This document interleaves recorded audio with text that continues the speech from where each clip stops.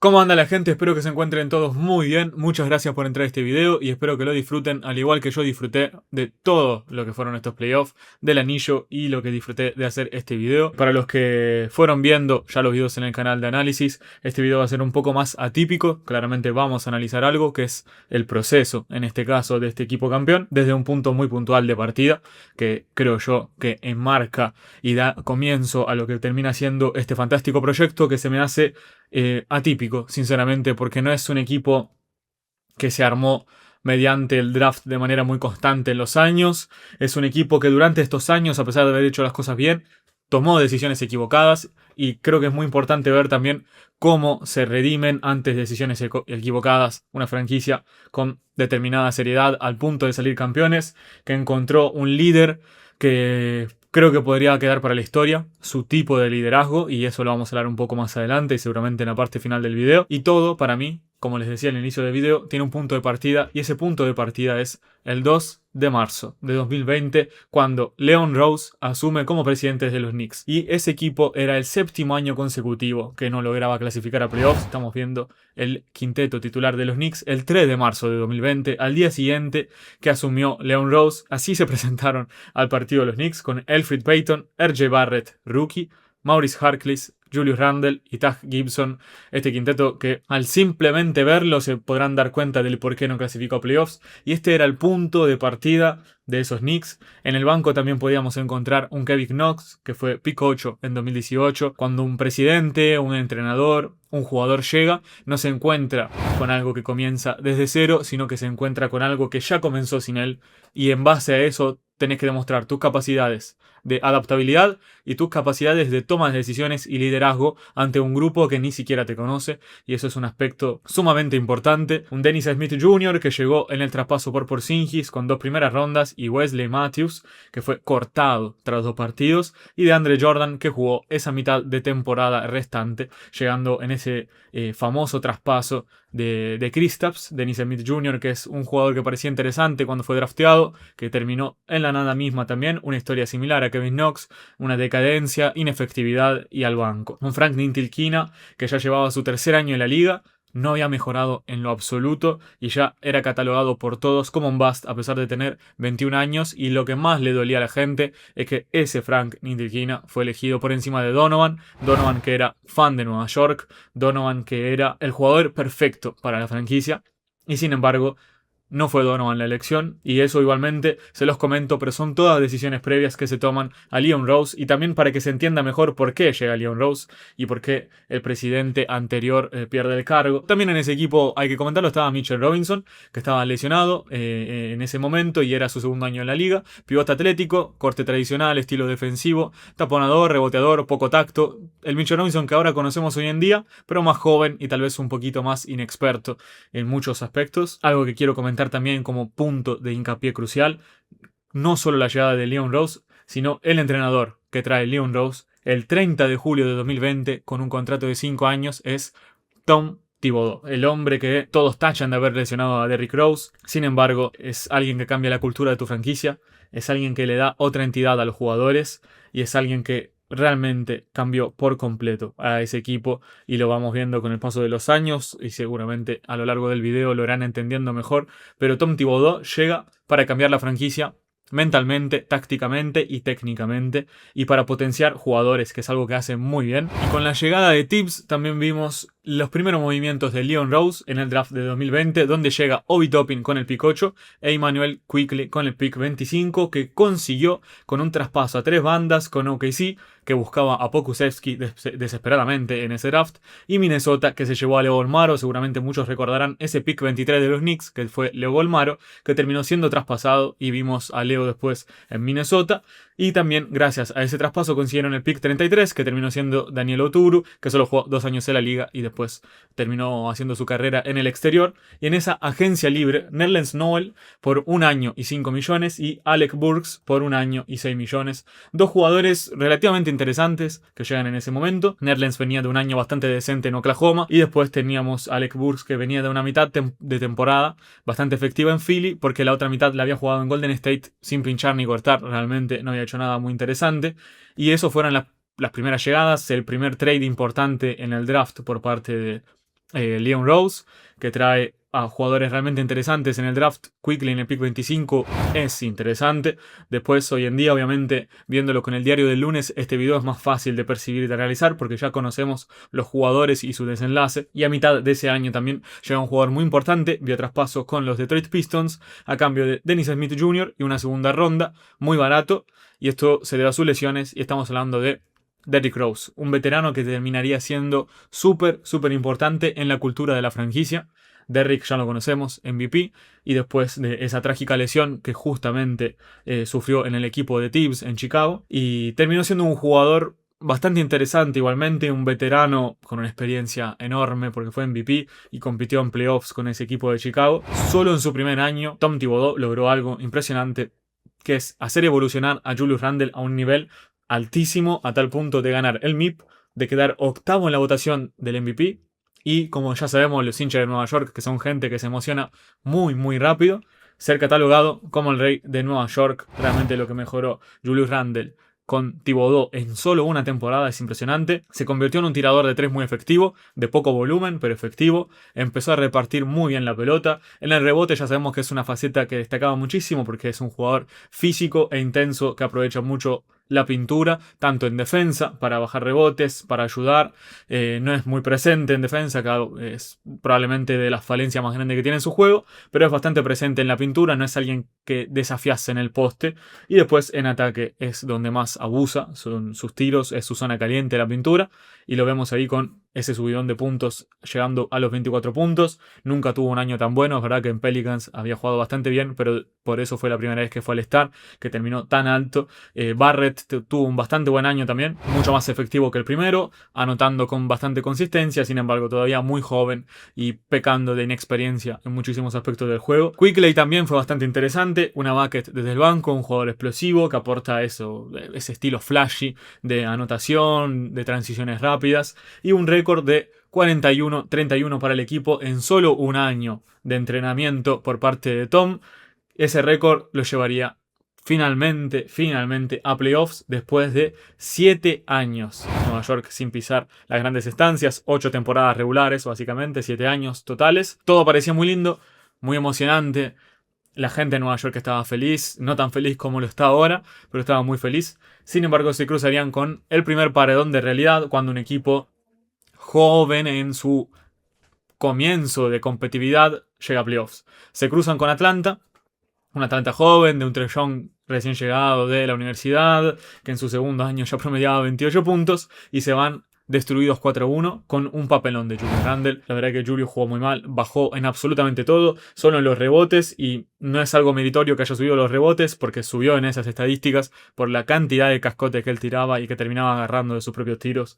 29,8% en tiro de campo, es una lágrima, y bajó en todos los aspectos. Intentó ser determinante, no lo fue para nada, y eso fue un punto también de inflexión muy importante para los Knicks. También hay que comentar que en esos playoffs donde Julius Randle fue un papelón, ganaron un partido, y lo ganaron probablemente gracias a este hombre de acá que estábamos hablando antes, del jugador que aportó la experiencia, del ex MVP, Derrick Rose, que fue la buena noticia. Claramente es una buena noticia ligera, que sabes que va a estar en tu franquicia y va a aportar, y que está demostrando un gran liderazgo, pero no puedes construir alrededor de él porque es un veterano simplemente, e hizo unos playoffs de gran veterano como es él. Así que fue una buena noticia a medias, pero era muy importante para jugadores como Quickley, que juegan en su misma posición, entender cómo juega un base en estos momentos importantes. Y la verdad que los playoffs de Derrick, lo están viendo estadísticamente, son una locura. Intentaba siempre poner a Elfrid Payton, que jugaba 12-15 minutos, después un rato de Quickley, después Rose, que era el base que más minutos jugaba, pero lo hacía como rotación.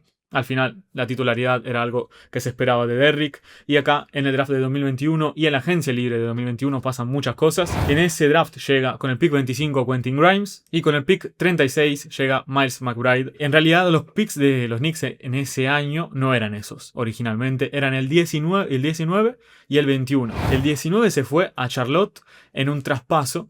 Ese pick terminó siendo Kai Jones, seguramente lo conocerán, el loquito del pelo pintado que sube cosas raras a Instagram. Y se fue a cambio de una futura primera ronda, y el pick 21 eligieron a Keon Johnson, y lo cambiaron por el 25 de los Clippers, que fue Quentin Grimes, y una segunda ronda de 2024, ya que sus intereses desde el inicio de ese draft eran Quentin y McBride, y fueron a por todo con eso. También traspasaron el pick 32 a Oklahoma, que ese jugador fue Jeremiah Robinson Earl, seguramente algunos los conocen, y fue a cambio del 34, que fue Rokas Jokubaitis, espero haberlo pronunciado bien, que no llegó a disputar ningún partido en la NBA, y McBride, que terminó llegando en el 36, llega mediante ese traspaso, y también en el 58 de ese draft eligen a Jericho Sims. Y en la agencia libre sí que se movieron muy fuerte, porque el equipo dijo, ok, tenemos a Randle, que es un all-star, somos competitivos, tenemos algunas piezas, si sumamos cosas puntuales, podemos tal vez llegar más allá en playoffs, y es por eso que en esa agencia libre llega Kemba Walker, que venía de 2 años en Boston. No es el Kemba de Yukon, no es el Kemba de Charlotte, es el Kemba de Boston, que había sido al estar en el primer año y en el último año, antes de la llegada a los Knicks, tuvo bastantes lesiones, jugó únicamente 43 partidos, sin embargo seguía siendo un base de 20 puntos, 5 asistencias, con un nivel bastante interesante, ya sabemos que aporta mucho, relativamente veterano ya en ese momento, y que venía a Nueva York, a la Gran Manzana, a redimirse y a intentar subir un eslabón para el equipo, y llega por un contrato de 2 por 18 millones, como podrán ver, no tan caro, porque justamente estaba perdiendo bastante físicamente Kemba en esos años. Y también traen al señor Ivan Fournier, 4 años y 73 millones para Fournier, que había hecho una primera mitad de temporada en Orlando que fue una locura, 20 puntos, y una segunda mitad donde se fue traspasado a Boston también, donde anotaba casi 3 triples por partido, siendo realmente uno de los mejores tiradores de la liga. Fournier cobra ese contrato porque venía rompiéndola y emocionó muchísimo a todos. El único asterisco es que había jugado 36 partidos en total, así que bastantes lesiones, pero pintaba para bien. Y de hecho, su estadía en Nueva York no fue tan mala, realmente fue bastante interesante. Es un jugador que aportaba, buen tirador, en rotación, tal vez no para lo que cobraba, porque no era un triandilla, que no era un especialista defensivo, pero bueno, era un jugador que realmente encajaba bastante bien en los Knicks. Y lo que fue bastante decepcionante fue Kemba Walker, que ese año jugó solo 37 partidos, donde promedió 11 puntos, donde no era el Kemba que algunos esperaban. No se esperaba mucho, pero fue menos de lo que se esperó. Además, en esa agencia libre habían renovado a Julius Randle por 4 años y 117 millones después de los playoffs que había hecho, que fueron espantosos. Creo que esto es algo que entiendo por parte de los Knicks, porque era la estrella del equipo. A pesar de haber jugado mal en unos playoffs, tenés que confiar en él. No tenían mucho más para confiar, no tenían mucho más para conseguir, así que había que darle esa plata a Randle. Había sido All-Star, entonces unos malos playoffs pueden pasar, y se creía que rodeándolo de un mejor equipo las cosas podían salir mejor. En mitad de año de esa pésima temporada, traspasaron la primera ronda protegida de Charlotte que habían conseguido mediante los traspasos de Kai Jones en el draft, a cambio de Cameron Reddish, que ya venía encaminado a ser un bust, y pasó por los Knicks sin pena ni gloria, siendo una unidad más desde el banco. Llega, algunos estaban emocionados porque capaz podíamos ver ese Cameron Reddish que se vio en Duke, pero nada de eso, nada de especial. Llega solamente para sumar desde el banco, y tampoco sumó del todo, porque ese año los Knicks jugaron muy mal y se quedaron fuera de los playoffs. Después todo lo que les había costado llegar a playoffs, se quedan fuera. El segundo año de Tibbs bajo la lupa, bastante polémica, 37-45 como récord. Barrett, que había promediado 20 puntos, pero era bastante inefectivo, bastante irregular. Y Julius Randle, que había hecho un bajón drástico comparado a la temporada anterior. Bajó a 20 puntos, bajó las asistencias, su efectividad del triple volvió a algo más común de lo que vimos por su parte en su carrera. Mucha preocupación por parte de los Knicks porque no sabían cómo zafar de esta.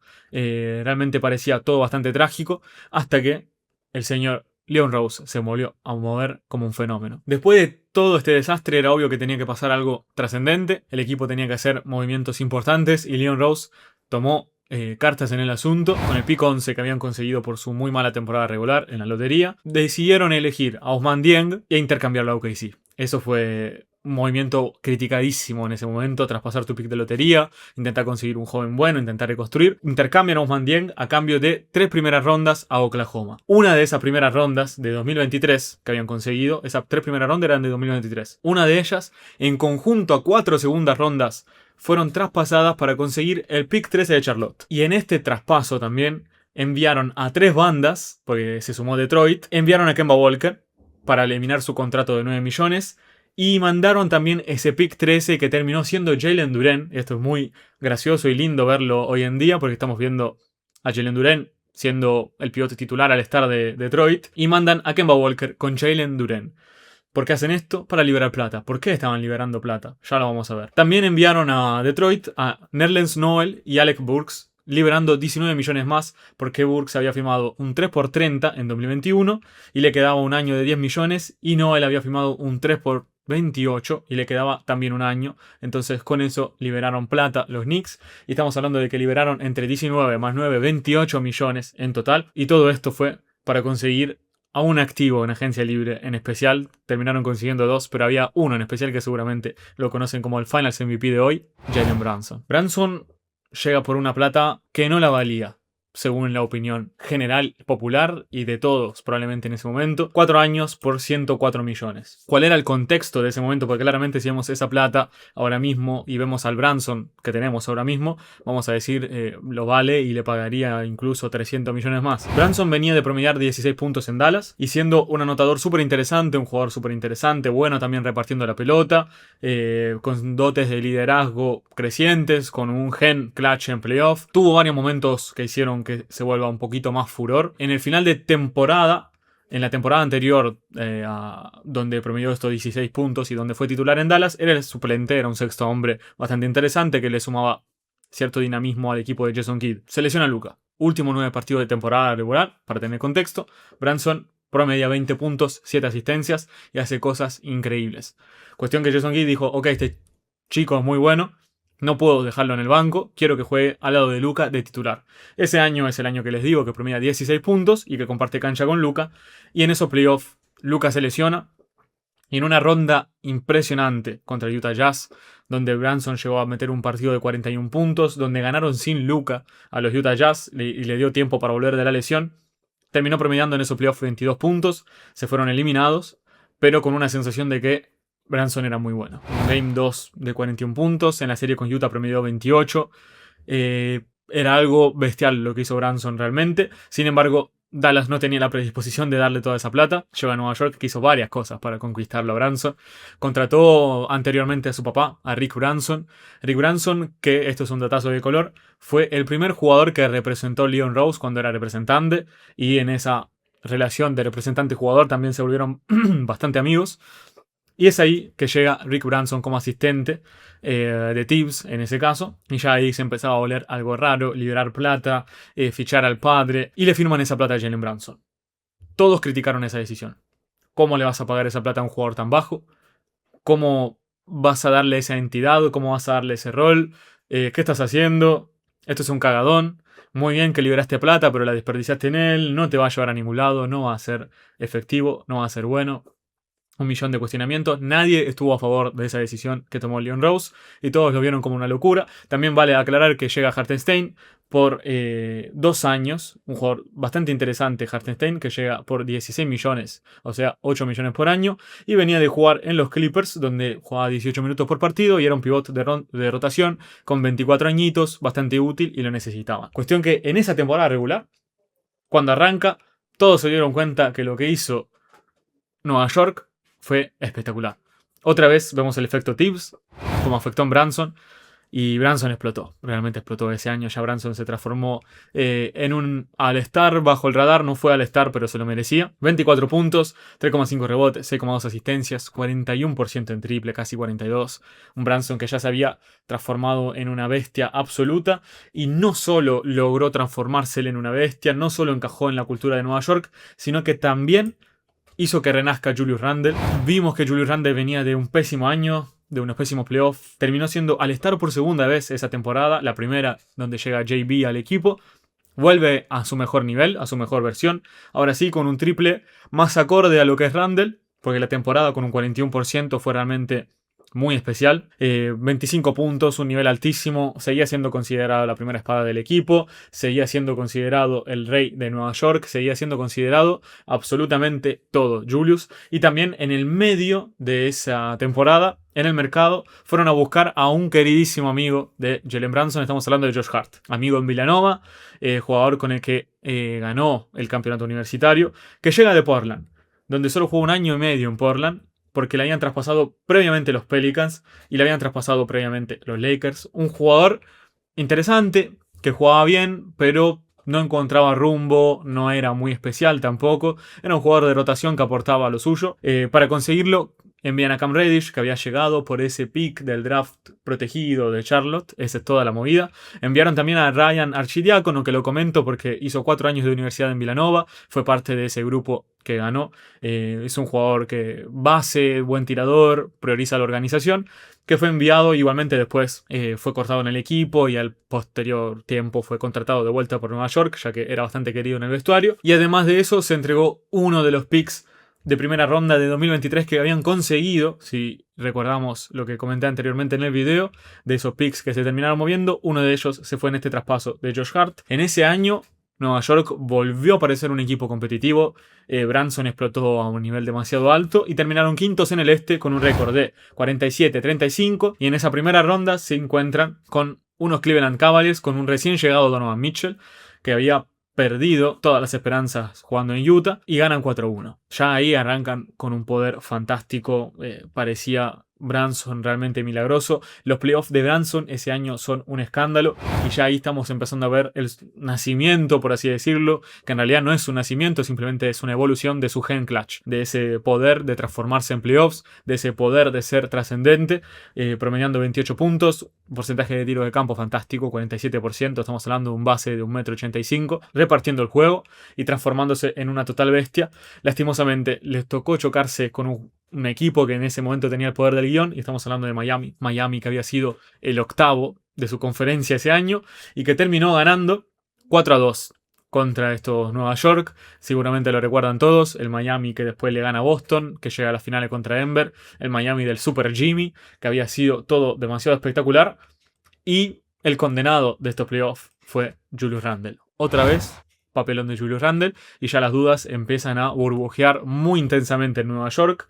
Ya ni siquiera se estaba cuestionando el trabajo de Tibbs, ya que venía siendo bastante bueno y estaba sacándole jugo a las piedras, realmente. Acá tengo una lanza a romper a favor de Randle. En los últimos partidos de temporada se guinza gravemente el tobillo.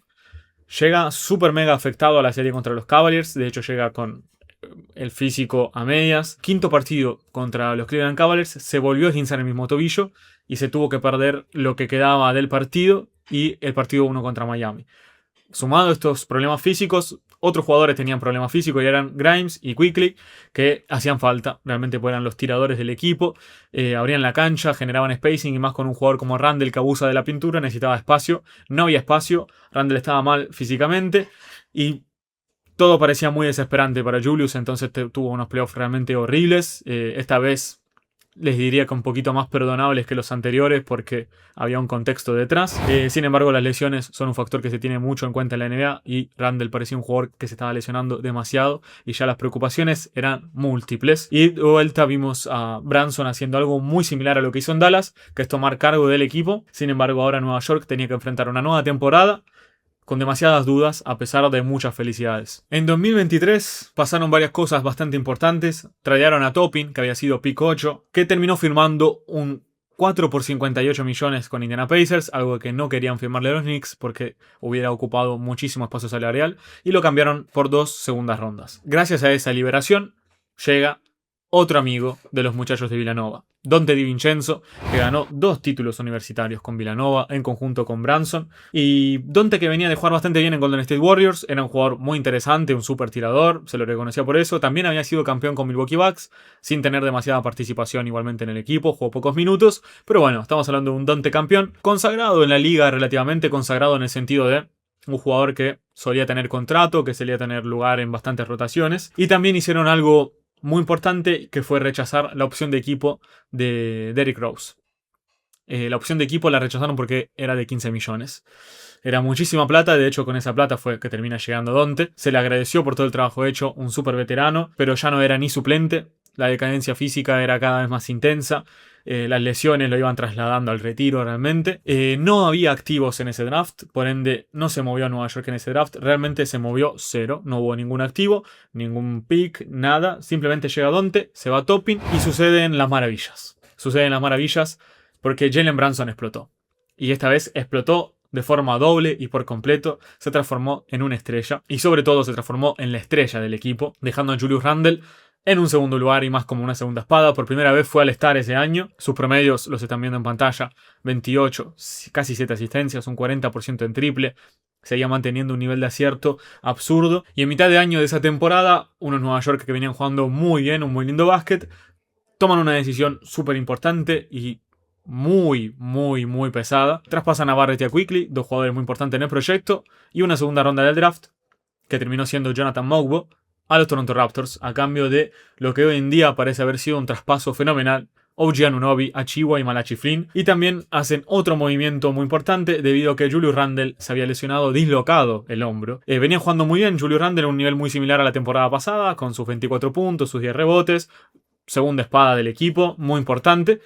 Pero esa lesión que le dislocó el hombro complicó un poquito la rotación de Nueva York. Por ende, lo que terminaron haciendo es enviar a Quentin Grimes, a Fournier, Arcidiacono y Flynn, que había llegado recién, a Detroit a cambio de Bojan Bogdanovic, que venía promediando 20 puntos con 3 triples por partido y parecía realmente, cuando llega Bojan, el encaje perfecto para el equipo. Parecía realmente ideal, iba a entregar spacing para Randle, iba a ir de maravillas el equipo con él, pero desde su llegada a Nueva York el deterioro físico fue absoluto y total. Terminó promediando 11 puntos en Nueva York con sus triples y todo, pero no pudo jugar casi nada en temporada regular. Se le notaba un jugador totalmente distinto al que vimos en Detroit hace semanas, y después en playoffs su rendimiento decayó todavía más, ni siquiera jugó tantos minutos. Una baja muy importante, tuvieron que dar a Grimes, que era un súper interesante jugador, de hecho hoy en día lo vemos en Sixers siendo muy interesante. Igualmente también lo ceden porque terminado ese año tenían que renovarlo y Nueva York no estaba en disposición salarial de poder renovar a Grimes, y también tenía otros planes. Clasifican a playoffs, otra vez, con un récord aún mejor del año pasado y de los anteriores años donde clasificaron, un récord de 50-32, donde Brunson ya desbloqueó una versión de playoff suprema. Ese Brunson, esos playoffs, realmente nos dieron a entender que este tipo podía ganar un anillo y que tenía algo diferencial como líder y como clutch, que es algo que quiero comentar más en el final como cierre del video. Se enfrentan a los Sixers en primera ronda, después juegan contra Indiana en la segunda ronda, donde pierden en 7 partidos. Randle no jugó ni un solo partido, se perdió todos los playoffs. Randle se lesionó durante 2 playoffs consecutivos y unos playoffs los jugó horribles. Y entonces siempre llegaba mal a la postemporada. Esa era la realidad de Randle hasta ese momento. Anunoby se lesiona en el segundo partido contra Indiana y volvió en el juego 7, donde solo jugó 5 minutos porque no daba más físicamente. No sé si recuerdan a Josh Hart, que jugó unos increíbles playoffs con vendajes en el cuerpo, en el abdomen, todo destruido, jugando una cantidad excesiva de minutos. Y Di Vincenzo, que jugó increíble, 18 puntos por partido, 3,5 triples, fue el tercer máximo anotador de triples totales en la temporada regular. Era realmente una cosa absurda. Toda esta problemática física terminó llevando a Jalen Brunson a convertirse en Batman. Más de 30 puntos por partido, hacer unos playoffs históricos, con números que se pueden asemejar históricamente a Jordan y a jugadores realmente legendarios. Y llega el draft de 2024, donde Nueva York tomó una de las decisiones más pesadas. Si veníamos hablando de que Leon Rose tomó decisiones absurdas, de que hizo cosas arriesgadas en contracorriente, esta creo que es la mayor.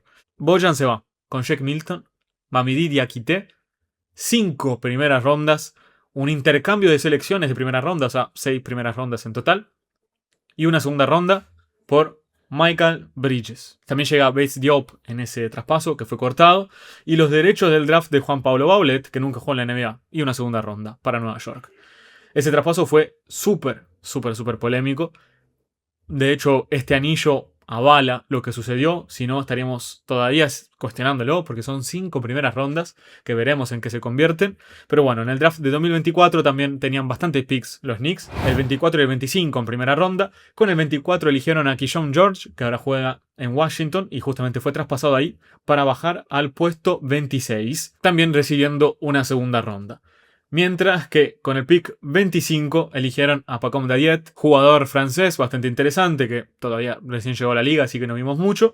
Y con el pick 26 que habían conseguido de ese traspaso de Keyshawn George, que fue Dillon Jones ese pick, lo intercambiaron por 5 futuras rondas de segunda, claramente, a los Oklahoma City Thunder, que fueron desesperados a por Dillon Jones. Entonces aprovechó tranquilito a Nueva York y después con el 34 en segunda ronda se lleva a Tyler Kolek, jugador que buscaron desesperadamente y que lo querían sí o sí en su equipo. Con el 56 a Kevin McCullar Jr. y después con el 58 Ariel Ukporti, que incluso jugó minutos estas finales. Así que por eso me parecía importante nombrar a estos jugadores, porque terminan siendo piezas bastante interesantes después. En todo esto, lastimosamente en la agencia libre pierden a Hartenstein, que venía siendo un pivot súper importante, un jugador súper importante para el equipo, que firmó con Oklahoma y lo sobrepagan para que Nueva York no pueda hacer nada. Estamos hablando de casi 30 millones por año. Nueva York levantó las manos y dijo: una lástima, nos encantó lo que hiciste con nosotros, Hart, pero te tenemos que dejar ir. Y donde sí aprovecharon la plata y no dudaron es en la renovación de OG Anunoby. 5 años por 212 millones, Anunoby. 5 por 212 millones. Otra vez, otra renovación polémica. Hoy en día, con el diario del lunes, por eso estoy comentando todo este trayecto que tuvo Nueva York para llegar hasta donde llegó, valió la pena. En ese momento era una decisión absolutamente cuestionada. Branson en ese mismo verano hizo algo que no hubiera hecho jamás ninguna estrella, superestrella, porque es una superestrella de la NBA, renovar baratísimo. De forma consensuada con la franquicia, Branson decidió no esperar a renovar la extensión de 4 años por 259 millones y toda la plata, y decidió firmar en el momento y firmar por 4 años y 156 millones y medio. Estamos hablando de el mejor jugador de tu franquicia, bajando de forma absoluta su sueldo. De hecho, pierde más de 100 millones. Branson, 113 millones para ser exactos, son los que podría haber ganado firmando más adelante.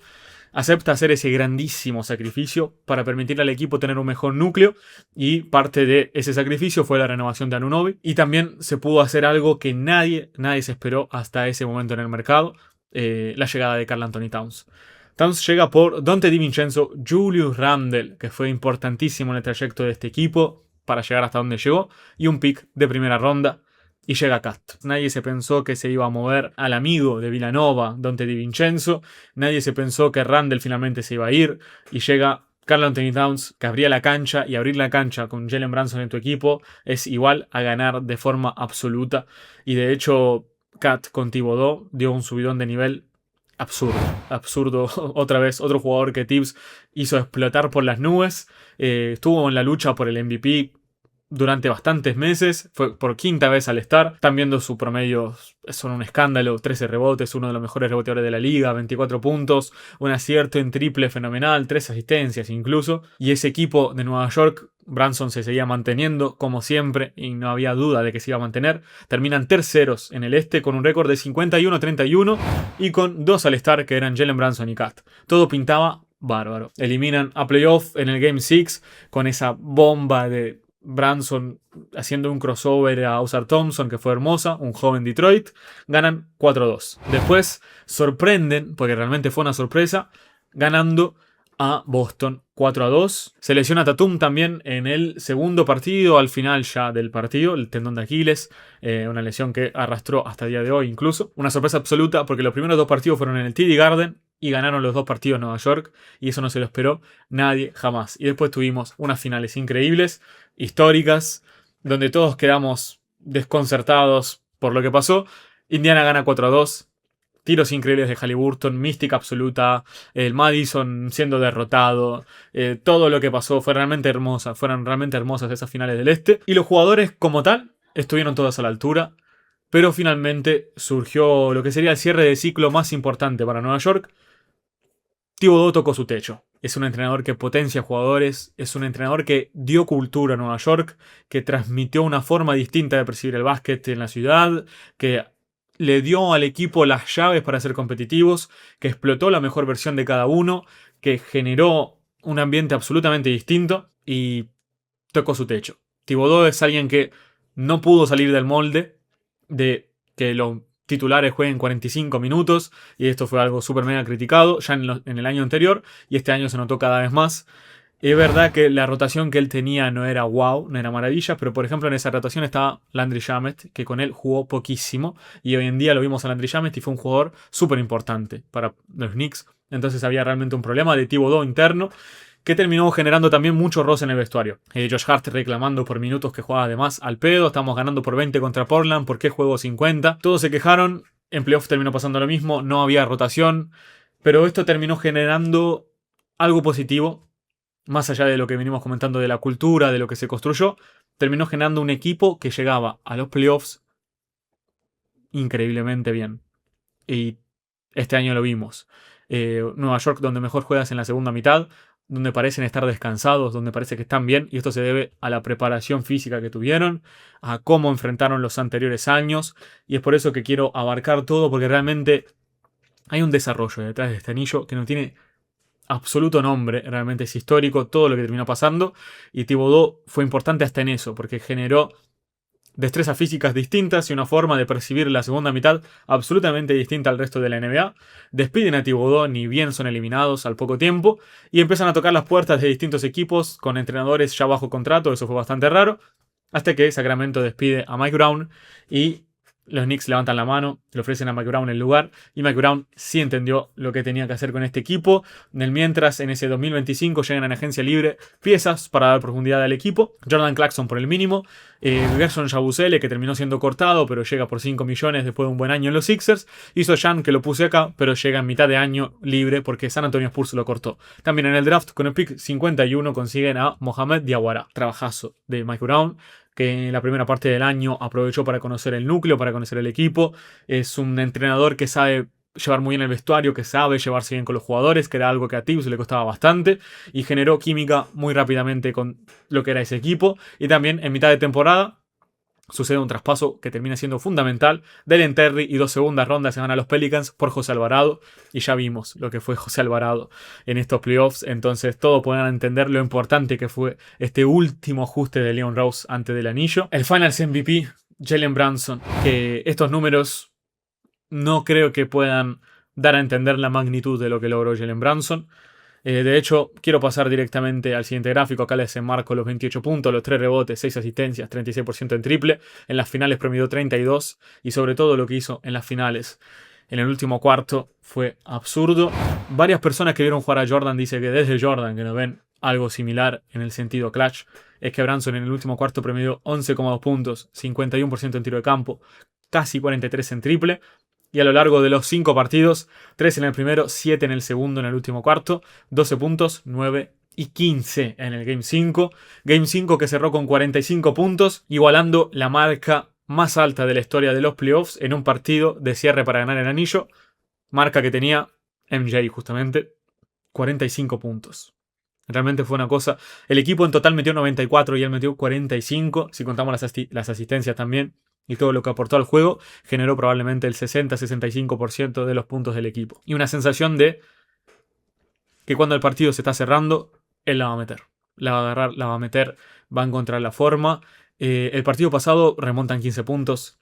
El anterior remontan 29 puntos. Todo el tiempo remontaron y todo el tiempo había una sensación muy extraña en el aire que me pasó con varias personas con las que comparto esta pasión del básquet, donde como que había un pensamiento colectivo de que todos sabíamos que iban a remontar a Nueva York. Había como una sensación en el aire de este equipo va a remontar, ok, ya remontaron, bueno, ya va a remontar Nueva York. Incluso cuando iban 30 abajo, había como algo en el aire difícil de explicar, pero era la sensación de superioridad que transmitía el equipo y que yo creo que se asocia. Del clutch de Jalen Brunson quiero hacer un video aparte, si les parece bien y si les gusta. No sé cuánta gente se habrá quedado hasta acá en este video, sinceramente. Probablemente muy poca, porque es un video muy largo y es anti redes sociales. Así que si llegaste hasta acá, te invito a comentar si te parece bien hacer un video aparte por el gen clutch de Jalen Brunson, porque es algo que quiero abarcar bien. De hecho, hoy me va a llegar un libro que es Mente Fría, Corazón Caliente, que habla sobre la presión en el alto rendimiento deportivo, y tengo ganas de leer ese libro y informarme un poquito más sobre la psicología deportiva para poder traer un buen video sobre lo que es el gen clutch de Jalen Brunson y esa tolerancia a la presión. Pero sí, lo que quiero comentar en esto es que lo que vine remarcando durante todo el video que iba a comentar en el final, y es el liderazgo de Jalen Brunson. El liderazgo de Jalen Brunson es parte de su clutch. Son cosas que van unidas. Creo que algo que puede explicarlo más sintetizadamente, esto que quiero comentar, es lo que decía Phil Jackson sobre el liderazgo tribal. Que había diferentes estadios de liderazgo, que eran él se enmarcaba como 5 etapas. Esto no es un pensamiento de Phil Jackson, es un pensamiento que viene del budismo y de algunos escritores en donde él se basó. Y en las distintas etapas vamos enmarcando las etapas finales, que son las etapas donde un proyecto ya está más maduro, en este caso a nivel deportivo. Tenemos la etapa 3, que es el núcleo individual, es el jugador que dice yo soy genial y tú no. Etapa 4 es mi equipo es genial, el tuyo no. Y la etapa 5 es la vida es genial. Por eso les digo, es un pensamiento budista. Pero esa etapa 5 es cuando el equipo alcanza un estado de fluidez y de rendimiento compacto y único y total. ¿Cómo se consigue esto? Según el estado de liderazgo tribal y el liderazgo tribal, se consigue a través del amor y la amistad. Sé que parece todo muy poético y parece que estoy haciendo un video family friendly, pero realmente quiero llegar a esta conclusión de que no es una casualidad que lleguen los muchachos de Villanova, no es una casualidad de que los jugadores afuera de la cancha sean amigos, es cambiar la forma de ver el deporte de alto rendimiento. Por eso creo que este anillo puede ser histórico, porque a partir de ahora vamos a empezar a ver básicamente el liderazgo de otra forma. Igualmente estos tipos de liderazgo se vieron relativamente en la NBA, pero creo que esta es la vez más marcada que se ve un grupo de amigos jugando básquet.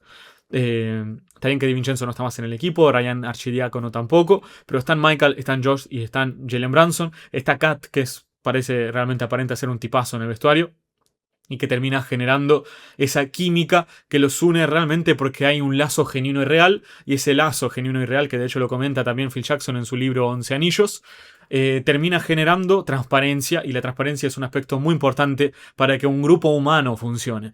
Eso es a lo que quiero llegar. Y Brunson es un jugador que sabe cómo liderar el grupo humano a través de esta amistad, este amor, y desde un respeto no autoritario. Eso es lo que termina generando. No sé si lo expliqué bien, ojalá que sí, porque tenía muchas ganas de explicar este punto, porque creo que estamos ante un hecho histórico en cuanto al liderazgo deportivo, que con el tiempo se va a ir analizando y se va a ir entendiendo mejor. Ojalá que no tengamos que ver más éxito de Nueva York para entenderlo, sino que ya con este anillo y con lo bien que juega el equipo, que seguramente va a seguir jugando bien, porque el núcleo todavía tiene bastante vida útil en cuanto a contrato y en cuanto a demás, vamos a seguir viendo este momento histórico que vamos a disfrutar. Si llegaste hasta acá, realmente te lo agradezco un montón, porque son poca la gente que se queda más en un canal que todavía es tan chico. Te invito a suscribirte si te gustó el video, te invito a dejar like también y sobre todo a comentar, que como digo siempre, lo que más me gusta, porque lo que más me gusta es escuchar la opinión de ustedes y lo que ustedes creen. Le puse toda la onda a este video porque un campeón de la NBA hay una vez al año y me parecía digno cerrar lo que sería esta serie con un video largo, con un video explicando muchas cosas, explicando lo que siento, explicando lo que creo, sobre Brunson, sobre los Knicks, sobre esta misticidad que rodea el aire. Y estoy muy contento con el video, así que nada, los invito también a dejar comentarios si quieren verlo también con otros anillos, qué proyectos hubo detrás, qué cosas pasaron. Y también quiero que sepan que ya van a salir varios contenidos, porque terminó la NBA, pero no el contenido. Vamos a hablar de equipos, vamos a hablar de jugadores, de futuros, de cosas que pueden pasar. Videos seguramente más cortos que este, porque es medio anti-algoritmo por lo que entiendo, a menos que no le guste a mucha gente, lo cual no creo. Vamos a seguir haciendo estos contenidos largos, por mí encantado, me encanta hablar a cámara. Los invito a compartir, a bancar y que me digan su opinión sobre este increíble hito de los New York Knicks. Y yo por mi parte creo que dije todo y dejé todo bastante clarito, así que ahora me voy a tener que poner a editar y arriba de archi, muchachos, al próximo video.